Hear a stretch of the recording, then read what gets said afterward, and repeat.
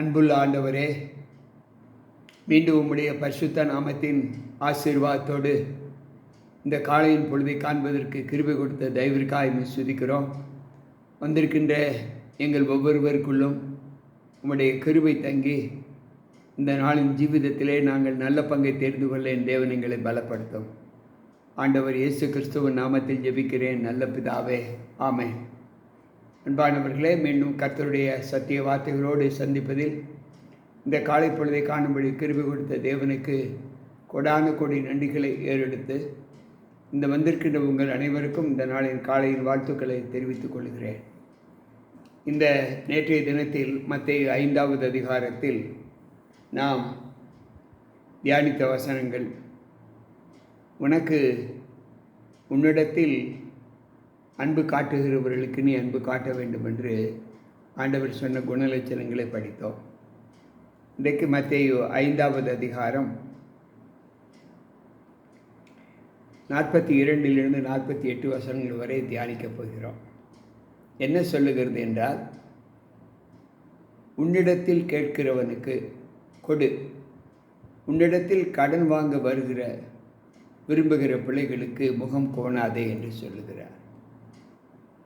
உன்னிடத்தில் கேட்கிறவனுக்கு கொடு. இது முடியுமா?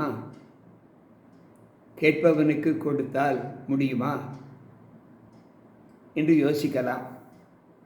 ஆனால் கொடுத்தால் திருப்பி கொடுப்பார்களா என்ற எண்ணம் நமக்குள்ளாக உருவாகும்.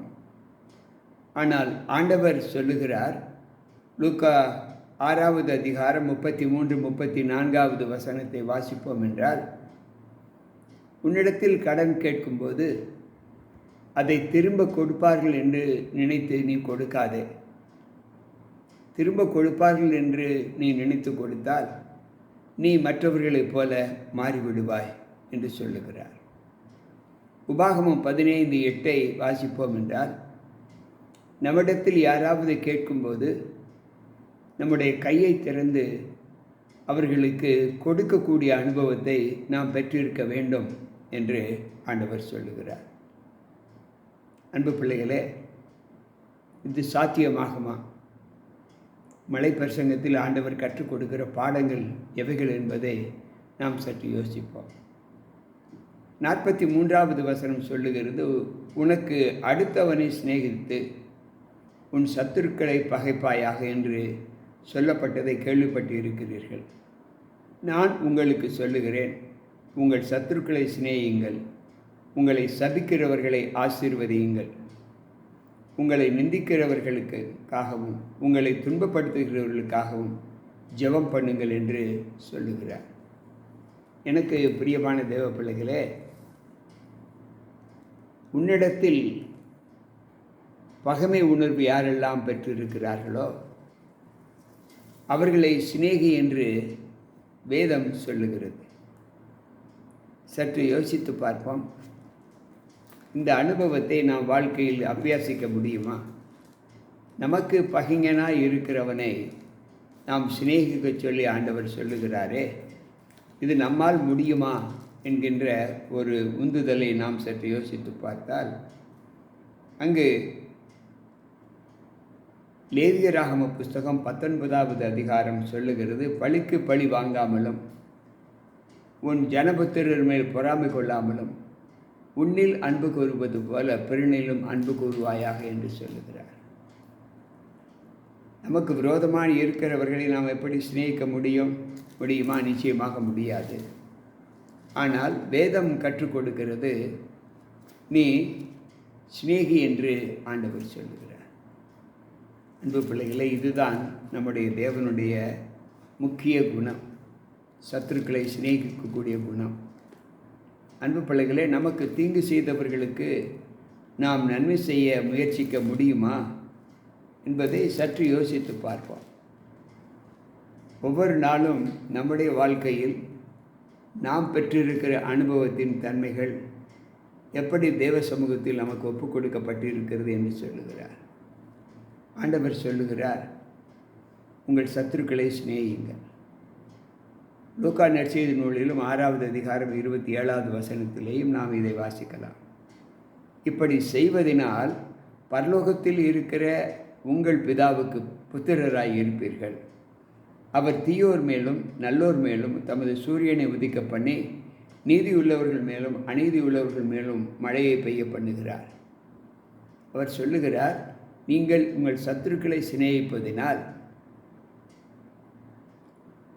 பரலோகத்தில் இருக்கிற தேவன் உங்கள் பிதாவுக்கு அவருக்கு நாம் புத்திரராய் இருப்போம் என்று சொல்லுகிறார். அவர் தீயோர் மேலும் நல்லோர் மேலும் மழையை பொழிய பண்ணுகிறார். அன்பு பிள்ளைகள், நீதியுள்ளவர்கள் மேலும் அநீதியுள்ளவர்கள் மேலும் அந்த மழை பொழிகிறது. அப்படி என்றால் நம்முடைய வாழ்க்கையில் நாம் தீங்கை நினைத்து நாம் வெறுமையை சம்பாதித்து கொள்ளாதபடி தீமையை நன்மையினால் வெல்லும்போது நம்முடைய பகைமை உணர்வுகள் எல்லாம் மறக்கப்படுகிறது. நமக்கு எதிராக இருப்பவர்களுடைய முக பாரங்கள் நம்மை நோக்கி வெற்றி சிறக்க செய்கிறது. சற்று இந்த அனுபவத்தை நாம் வாழ்க்கையில் அபியாசித்து பார்க்க வேண்டும் என்று ஆண்டவர் சொல்லுகிறார். உங்களை சபிக்கிறவர்களை நீங்கள் சபிக்காதிருங்கள். உங்களை சிநேகிக்கிறவர்களையே நீங்கள் சிநேகிப்பீர்களானால் உங்களுக்கு என்ன பலன்? ஆயக்காரரும் அப்படியே செய்கிறார்களே என்று ஆண்டவர் சொல்லுகிறார். லூக்கா 6:32 இந்த வாசகத்தை வாசிக்கலாம். உங்கள் சகோதரர் மாத்திரம் வாழ்த்துவீர்களானால் நீங்கள் விசேஷித்து செய்கிறது என்ன? ஆயக்காரரும் அப்படியே செய்கிறார்களே. ஆகையால் பரலோகத்தில் இருக்கிற உங்கள் பிதா பூரண சர்க்குணராய் இருக்கிறது போல நீங்களும் பூரண சர்க்குணராய் இருங்கள் என்று இந்த அதிகாரத்தை அவர் முடிக்கிறார். எனக்கு பிரியமான தேவ பிள்ளைகளே, இந்த நாட்களில் நாம் மத்தேயு 5வது அதிகாரத்தின் நற்பண்புகளை ஆண்டவர் நமக்கு கற்றுக் கொடுத்ததை நாம் படித்திருக்கிறோம். ஒவ்வொரு நாளும் தேவ அனுகூலத்திலே நம்முடைய வாழ்க்கை காணப்படும் போது நாம் ஆண்டவருக்கு எவ்வளவு சாட்சியாக இருக்கிறோம் என்பதை யோசித்து பார்ப்போம். கொலேசியரின் புஸ்தகம் 1வது அதிகாரம் 28வது வசனத்தை வாசிப்போம் என்றால் அங்கு ஆண்டவர் சொல்லுகிறார், எந்த மனுஷனையும் கிறிஸ்து இயேசுவுக்குள் தேறினவனாக நிறுத்தும்படிக்கு அவரையே நாங்கள் அறிவித்து எந்த மனுஷனுக்கும் புத்தி சொல்லி எந்த மனுஷனுக்கும் எல்லா ஞானத்தோடும் உபதேசம் பண்ணுகிறோம் என்று இங்கு பவுல் சொல்லுகிறார். எந்த மனுஷனாக இருந்தாலும் சரி அவனுக்கு நாங்கள் புத்தி சொல்லுகிற ஒரு அனுபவத்தை பெற்றிருக்கிறோம் என்று சொல்லுகிறார். அதே கொலேசியர் 4வது அதிகாரம் 12வது வசனம் சொல்லுகிறது, எப்பாப்பிராவும் உங்களுக்கு வாழ்த்து சொல்லுகிறான். உங்களை சேர்ந்தவனும் கிறிஸ்து ஊழியக்காரனுமாகிய இவன் எங்கள் தேவனுக்குரிய சித்தத்தினால் எல்லாவற்றிலேயும் தேறினவர்களாயும் பூரணமுள்ள நிச்சயமுள்ள பிள்ளைகளாகவும் நிலை நிற்க வேண்டும் என்று தன் ஜெபங்களில் உங்களுக்காக எப்பொழுதும் போராடுகிறான் என்று சொல்லப்பட்டிருக்கு. அன்பு பிள்ளைகளே, சற்று யோசித்து பார்ப்போம். நம்முடைய வாழ்க்கையின் தரங்கள் தேவனுக்குள் எந்த அளவு நம்மை ஆண்டவருக்குள் அழைத்து செல்லுகிறது என்பதை யோசித்து பார்ப்போம்.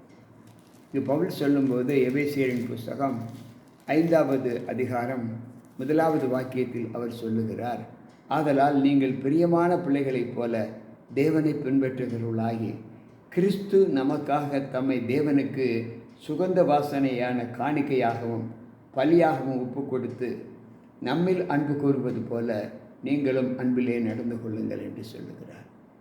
எனக்கு பிரியமான தேவ பிள்ளைகளே, இந்த அன்புள்ள ஜீவ வார்த்தைகளை ஏற்றுக்கொள்ளக்கூடிய மனப்பக்குவம் இன்றைக்கு நம்மளே காணப்பட வேண்டும் என்று ஆண்டவர் சொல்லுகிறார். அன்பு இல்லாதவன் தேவனை அறியான். எனவே இன்றைக்கோடு இந்த மத்தேயு 5வது அதிகாரத்தின் நிறைவை நாம் முடித்திருக்கிறோம். இதில் அனைத்து பாடங்களுமே நமக்கு நல்ல ஆலோசனைகளாக கொடுக்கப்பட்டு இருக்கிறது.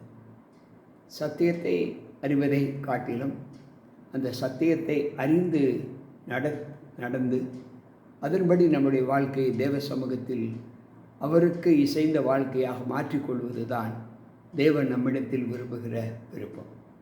இன்றைக்கு இந்த விருப்பத்தின்படி நாம் நம்மை மாற்றி கர்த்தருக்குள் உறுதியான ஒரு நல்ல குண லட்சணங்களை, பண்புகளை நாம் பெற்று அநேகரை நம் வாயிலாக நாம் மாற்ற செய்வதற்கு நம்மை ஒரு நல்ல கருவியாக பயன்படுத்த தேவ சமூகத்தில் ஒப்புக் கொடுப்போமா?